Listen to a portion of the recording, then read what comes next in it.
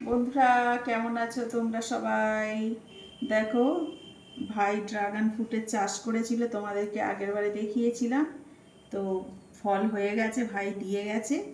আজকে কাটবো। এই প্রথমবার ড্রাগন ফ্রুট খাবো। এর আগে স্ট্রবেরি, কিউই সবই মোটামুটি খেয়েছি, সব ফল। এই ফলটা ফার্স্ট টাইম আমার খাওয়া। আর দেখো কি দারুণ কালার ফলটা, ভেতরটা পুরো একদম গোলাপি, কত সুন্দর দেখতে ফলটা।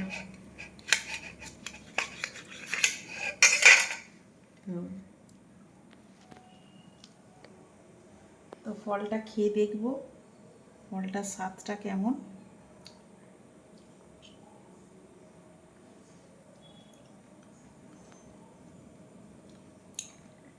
স্বাদটা একটু অন্যরকম, বাট ভালো।